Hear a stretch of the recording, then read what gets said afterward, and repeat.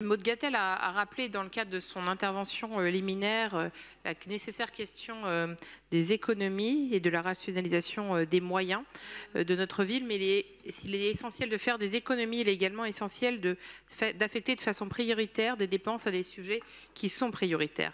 C'est le sens des amendements que nous avons déposés avec le groupe MDE pour ce débat budgétaire, et dans un souci de priorisation budgétaire, j'aimerais revenir sur deux sujets essentiels. Le premier est celui de la question de l'inclusion et de l'accompagnement du handicap, en particulier handicap des enfants. On compte 8800 enfants en situation de handicap à Paris, et notre premier amendement budgétaire porte sur les loisirs et la mixité, notamment dans les squares parisiens.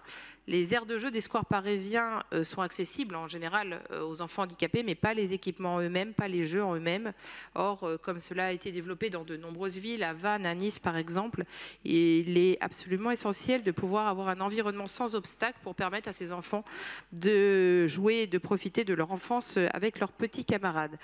Cet investissement est un investissement essentiel pour les familles, essentiel pour les enfants, mais marginal au regard des travaux, du montant dédié aux travaux de mise en accessibilité des équipements et de l'espace public, qui s'élève à hauteur de 14,5 millions d'euros, dont 1 million d'euros dédiés aux espaces verts. C'est un sujet donc totalement accessible pour notre budget. Second point important, celui de la question du financement des places inclusives dans les centres de loisirs. On constate qu'il y a simplement 300 enfants en situation de handicap qui sont inscrits. Or, 3,41, soit à peu près 3,41% des enfants ayant un handicap à Paris.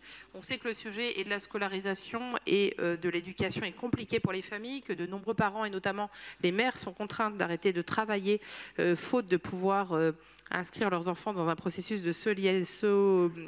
d'un processus d'inclusion.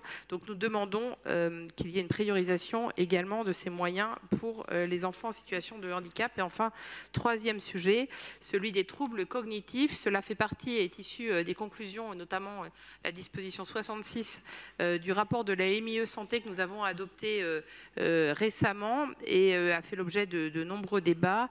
Il est absolument essentiel d'avoir des fonds dédiés aux enfants issus de troubles 10. On sait que plus tôt sont diagnostiqués ces troubles cognitifs chez l'enfant, meilleure est sa prise en charge et les familles peinent à trouver des solutions.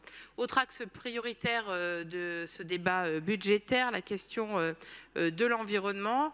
Alors, il ne s'agit pas évidemment de faire un catalogue à l'après-vert, mais peut-être de rappeler que si nous prenons dans cet hémicycle un certain nombre de dispositions à travers l'adoption de vœux, à travers l'adoption de niches, il serait utile que les moyens afférents soient affectés à ceux que nous avons décidé de mettre en œuvre. Et j'aimerais revenir en particulier sur la présence d'animaux dans les EHPAD, niche portée par le groupe Modem et qui a été adoptée à l'unanimité.